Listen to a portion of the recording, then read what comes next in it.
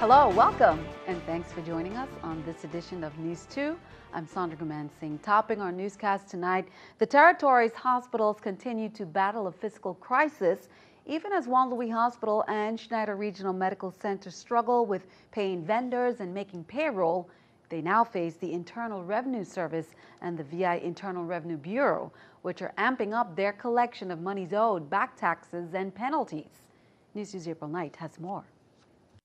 The fiscal troubles of the local hospitals just got even more complicated, with the federal and local tax agencies getting more aggressive on collecting monies owed to them by Juan and Schneider hospitals. Juan owes about $2 million in back taxes to the IRS for 2014, and if they don't make payments by August 8th, not only would the IRS garnish money from the hospital's accounts, it would also hold top JFL executives criminally and personally liable. That happens anywhere in the state, so that is a possibility. Our methodology has been to put the money towards patient care supplies and sort of take that risk, although it's a very realistic risk. Juan debt to the local tax agency is even greater, standing at $11 million. We had established a payment plan that was not kept. They did freeze our accounts. We were able to work with them to reestablish the plan. We're going to be able to pay going forward what's due on a biweekly basis. On St. Thomas, Schneider is also facing similar but more manageable tax issues. They owe $570,000 to the IRS. Schneider made immediate payments in hundreds of thousands. So we did $215,000 worth of a payment to the IRS in March.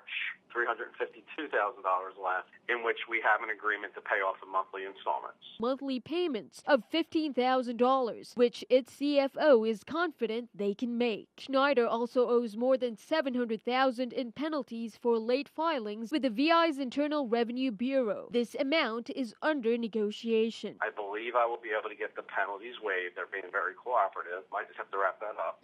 A bill approved last week would give $11 million to Juan and $7 million to Schneider to offset their payables. It has not been specified when the hospitals are actually going to get those amounts. Reporting for News 2, I'm April Knight. CFOs of both Schneider and Juan say the tax agencies have been gracious in working with them to reach a resolution that would not affect hospital operations. Governor John DeYoung Jr. is calling for another special session scheduled for Wednesday this week. The reason? To consider a coastal zoning management that would allow Port Authority to move forward with some projects and for the authority to get authorization to issue bonds. Well, Senate President Sean Michael Malone asked the governor to push back the discussion to July 28th. The governor basically said the need was urgent and the matter cannot wait.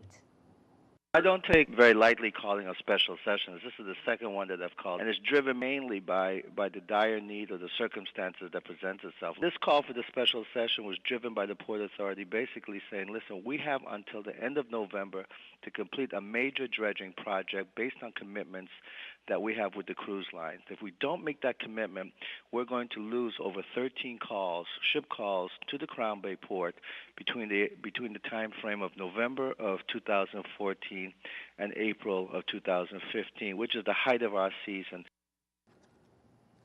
The Committee on Finance, chaired by Senator Clifford Graham, held its fiscal year 2015 budget hearing Friday morning in the Fritz Lowett's Legislative Conference Room on St. Croix. For the Virgin Islands Department of Tourism, Beverly Doty, the Commissioner of Tourism, told the committee that her department's budget request is $2,600,000 from the general fund. She added that although this represents a very slight increase, the department has been operating on a reduced budget since their $3 million budget of 2009. According to the commissioner, the department has requested a budget of $17 million, which is funded by the Tourism Advertising Revolving Fund. This, she said, will go towards marketing and promotional activities. Furthermore, the request is based on the projected hotel occupancy tax collections. The Advertising Revolving Fund, said the commissioner, continues to fund $2 million in appropriations for various programs and events. A town hall meeting has been set for VI government employees on St. John to address the health risk assessment completion deadline and penalty. The GESC Health Insurance Board announced the meeting held for both actives and pre-65 retirees at 6 p.m. on Tuesday, July 22nd at the legislature's St. John Annex in Cruz Bay. Dates for the St. Thomas and St. Croix town hall meetings will be announced soon. Persons with a disability requiring accommodation to participate in this town hall meeting, you're asked to contact Maureen Van Zen, and that number is 340-514-6726, at least, she said, 72 hours in advance of the meeting date. U.S. Customs and Border Protection field operations officers in the U.S. Virgin Islands identified last Saturday a man with an outstanding warrant for probation violation and failure to appear for charges from Broward County in Fort Lauderdale, Florida. Imran Stewart Matherin, 37, a Georgia resident, was identified after he presented himself for CBP inspection at the Henry E. Rolson Airport on St. Croix before boarding a flight bound to Miami with Atlanta as a final destination. Law enforcement databases alerted to an outstanding warrant for his arrest. CBP field operations officers in St. Croix contacted CBP officers in Miami. The Miami-Dade Police Department was notified, responded, and took custody of the subject. Coast Guard officials seized more than 3,500 pounds of marijuana during a drug interdiction south of Cabo Rojo, Puerto Rico in the Caribbean. The drugs have estimated $3.5 million wholesale value. Law enforcement detained 5 suspected smugglers. The Coast Guard cutter Northland reported a suspicious 68-foot vessel, Anur, and found the marijuana on board. The Northland handed over the drugs and alleged smugglers to Customs and Border Protection and Federal Bureau of Investigation special agents. Since October 2013, the Coast Guard has seized 17,000 kilograms of cocaine and 4,000 pounds of marijuana during 25 counter-drug interdictions under Operation Unified Resolve in partnership with regional law enforcement authorities in the Caribbean. Turn our attention overseas. There's been a breakthrough in the stalled investigation of the downed Malaysian jetliner, just hours after President Obama and other world leaders pressed Russia to resolve the deadlock with the rebels in Ukraine who control the debris field. Mark Albert has the latest from the White House. Outside the Oval Office Monday, President Obama demanded international investigators have full access to the wreckage of Malaysia Airlines Flight 17. We have to make sure that the truth is out and that accountability exists. The president stepped up pressure on Russia to use its influence over the Russian-backed separatists in Ukraine who have spent the past few days blocking investigators and sifting through the debris. All of which begs the question, what exactly are they trying to hide? The growing international outrage may have worked. Monday afternoon, Malaysia's prime minister announced a deal with a rebel leader for investigators to have safe access to the site and to take control of the airplane's data and voice recorders, the so-called black boxes. President Obama said the world needs to know who shot down the Boeing 777, and the 298 victims deserve a final act of respect. Our friends and allies need to be able to recover those who were lost. That's the least we can do. That's the least that decency demands. At dusk in Ukraine on Monday, a train with refrigerated cars holding the bodies of many of the passengers left a rebel-held town. Malaysia's prime minister said his agreement with the separatists calls for the remains to be flown to Amsterdam, where the doomed flight began. Mark Albert for CBS News, the White House. Keeping our eye on the economy, airline ticket prices are about to rise again. Starting today, passengers will now pay a TSA fee of $5.60. It used to cost $2.50. And if you have a layover of more than 4 hours, you'll pay even more, with the new fee being assessed for each leg of your trip. Here's a look at the New York Stock Exchange with our stock market watch. The Dow, NASDAQ, S&P all down. The Dow 48, NASDAQ 7, S&P 4. Coming up on News 2, summer vacation for students means sleeping late and going to the beach or the pool. For the pool at Good Hope Country Day School, it means renovations. Plus, your next summer adventure is closer than you think. Fly to new heights with the water-propelled and powered jetpack experience on St. Thomas. We'll be right back.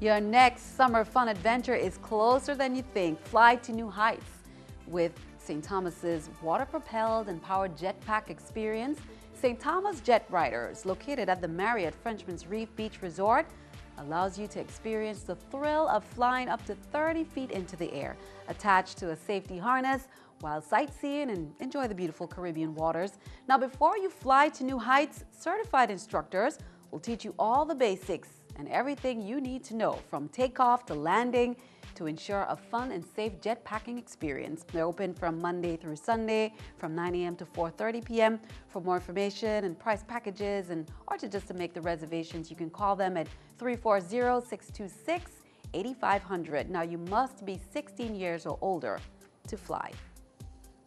The VI Police Department is hosting the Weed and Seed Program Youth March and Fun Day on Wednesday. The march begins at 9:30 a.m. at the Zone A Police Station courtyard on St. Thomas, continuing to the Legislature Building, to the Emancipation Garden, then up to the hill past Government House, and then to the Lionel Roberts Stadium. Now, once there, healthy sports competitions are planned.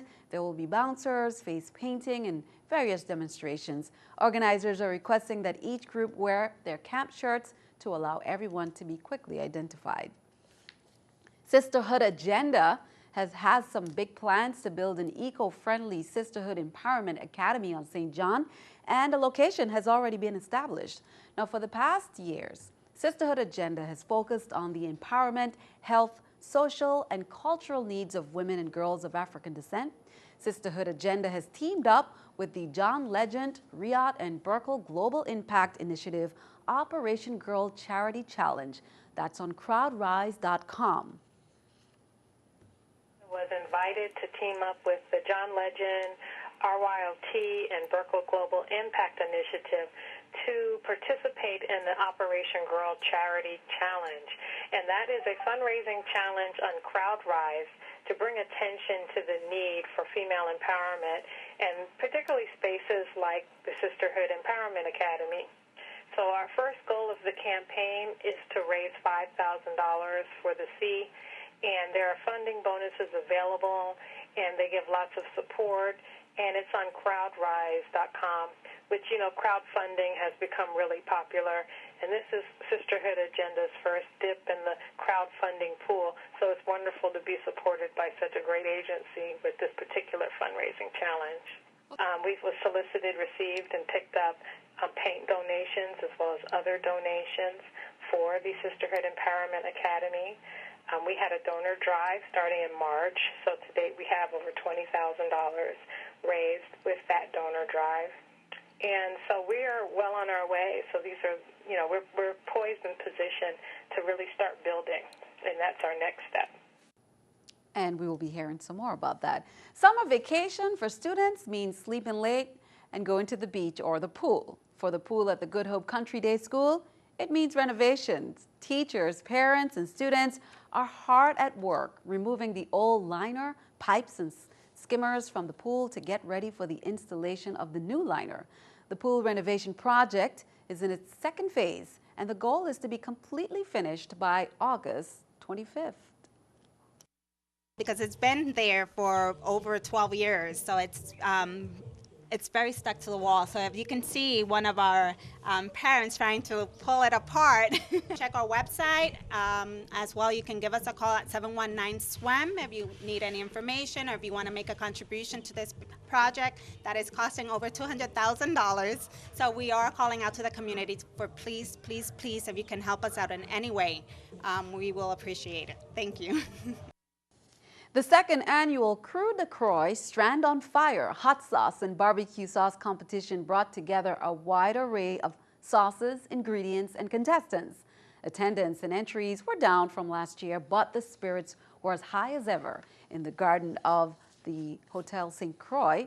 Michael Belchev took top honors with Fungi's hot sauce, but the best story came from Denmark. Family, I really want to participate, but they were all like, no, because we don't have a kitchen. There's like this really sweet lady who told us that we could go to her house. Customers coming over and asking if they could buy it, and they really liked it, and I was really happy because I didn't know it would be a success. This got a lot of flavor behind it, so the heat kind of sneaks up behind you, and it gets you there. And just by listening to my critics was the best thing I could possibly have done. And I always encourage people to tell me what they think, because it makes the sauce the best that they can be. Congratulations to Michael Belchev and all the participants. Be sure to stick around. Your News 2 AccuWeather forecast is coming up next.